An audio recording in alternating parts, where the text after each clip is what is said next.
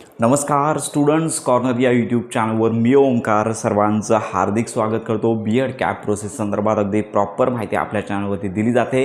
अतिशय सगळ्यात महत्त्वाची बाब म्हणजे सगळ्यांना माहिती आहे कालपासून जी प्रोव्हिजनल मेरिट लिस्ट आहे ती पोर्टलवरती प्रसिद्ध झालेली आहे। आपण लिंकच्या माध्यमातून देखील ही लिस्ट पाहू शकता। याचबरोबर आपले व्हॉट्सअप ग्रुप, टेलिग्राम चॅनल या ठिकाणी डायरेक्ट तुम्हाला PDF फाईल मी प्रोव्हाइड केलेले आहेत आणि या PDF फाईलच्या प्रत्येक PDF फाईलच्या खाली 10 अतिशय महत्त्वाच्या सूचना आहेत ज्या इंग्रजीमध्ये दिलेल्या आहेत। या संदर्भात आपण अतिशय महत्त्वाची माहिती आजच्या व्हिडिओमध्ये घेणार आहोत। काही कारणांमुळे आपल्याला काल व्हिडिओ देता आले नाहीये, त्यामुळे संपूर्ण महाराष्ट्रातील जे कॅन्डिडेट बीएड प्रवेश प्रक्रियेअंतर्गत पात्र आहेत किंवा पुढील प्रोसेस करू इच्छितात तर अशा सर्वच विद्यार्थ्यांना या 10 महत्त्वाच्या सूचना माहिती असणं गरजेचं आहे। ज्यांचं नाव मेरिट लिस्टमध्ये आलेलं आहे असे विद्यार्थी पुढील प्रोसेससाठी पात्र असतील, पण ज्यांच्या कागदपत्र पडताळणीमध्ये चुका किंवा दुरुस्ती दाखवत असेल तर त्यांना कागदपत्र अपलोड करण्यासाठी 4 तारखेपासून ते 6 तारखेपर्यंत मुदत देण्यात आलेली आहे। त्यांनी आपला फॉर्म अनलॉक करायचा आहे, कागदपत्रे तुम्हाला अपलोड करायची आहेत आणि तुम्हाला जी त्रुटी आलेली आहे ती तुम्हाला दूर करायची आहे। 6 तारखेनंतर कुठल्याही प्रकारची मुदत मिळणार नाही। याच्यामध्ये नॉट कन्सिडर लक्षात घ्या, ज्यांचे अर्ज नॉट कन्सिडर झालेले आहेत त्यांनी फॉर्म लॉक केलेला नाही आहे, व्हेरिफिकेशनसाठी दिलेला नाही आहे। चला तर अतिशय महत्त्वाच्या ज्या 10 सूचना आहेत त्यांची आपण माहिती घेऊया।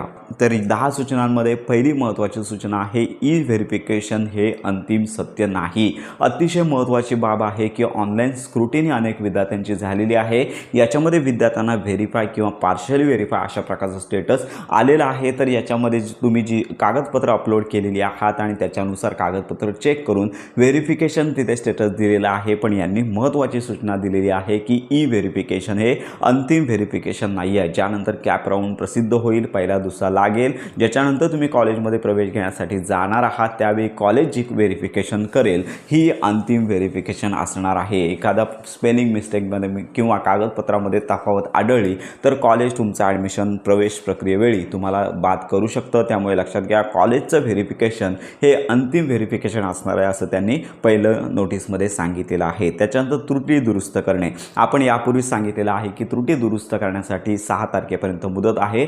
ज्यांच्या फॉर्ममध्ये अल्फाबेटिकली लक्षात घ्या मेरिट लिस्ट प्रसिद्ध करण्यात आलेली आहे, याच्यामध्ये प्रत्येक नाव असेल, स्पेलिंग असेल, कॅटेगरी असेल, पर्सेंटेज असतील, सगळी माहिती तुम्हाला चेक करायची आहे। याच्यामध्ये फॉर्म सोबत घेऊन तुम्हाला चेक करायचं आहे, फॉर्ममध्ये भरलेली माहिती आणि लक्षात घ्या की मेरिट लिस्टमध्ये आलेली माहिती तुम्हाला चेक करायची। आपण सांगतच आहोत की साधारणतः 3000पेक्षा जास्त या PDF फाईलमध्ये पेज असल्यामुळे तुम्हाला PC किंवा लॅपटॉप यावरती नाव सर्च करायचं आहे। मोबाईलमध्ये सर्च करत असाल तर प्रतीक्षा करायची आहे। प्रत्येकाचं नाव असणारच आहे, फक्त तुम्हाला स्टेटस चेक करायचं आहे। त्यामुळे ज्यांच्या अर्जामध्ये त्रुटी राहिलेल्या आहेत त्या 6 तारखेपर्यंत त्यांनी दूर कराव्या अशी दुसरी महत्त्वाची नोटीस आहे।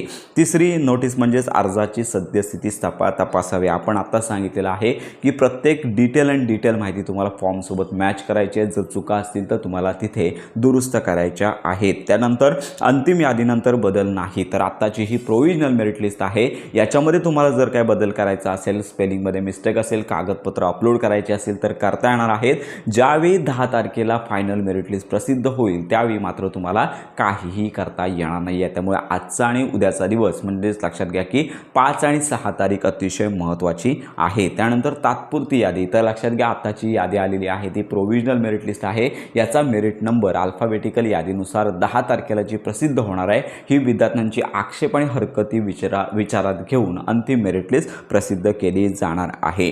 माहिती काळजीपूर्वक वाचणे, आपण या संदर्भात 6व्या नोटीस संदर्भात बोललेलंच आहे की व्यवस्थित माहिती तुम्हाला चेक करायची आहे। 7वी नोटीस आहे माहिती जुळवून पाहावी। तुमच्याकडे असणारी कागदपत्रे, मेरिट लिस्टमध्ये आलेली जी माहिती आहे याच्यामध्ये तुम्ही कागदपत्र घेऊन चेक करावी, जेणेकरून तुम्हाला पुढच्या प्रवेश प्रक्रियेमध्ये कुठल्याही प्रकारचा प्रॉब्लेम राहणार नाही आहे। तर अनेक विद्यार्थ्यांचा प्रश्न होता की जनरल आणि ELCT दोन्ही BEd CETचे मार्क त्याच्यामध्ये दिलेले आहेत, अतिशय काळजीपूर्वक तुम्हाला चेक करायचे आहेत। चुकीच्या माहितीसाठी दुरुस्ती 8वा ऑप्शन, तर चुकीची माहिती दुरुस्त करायची आहे।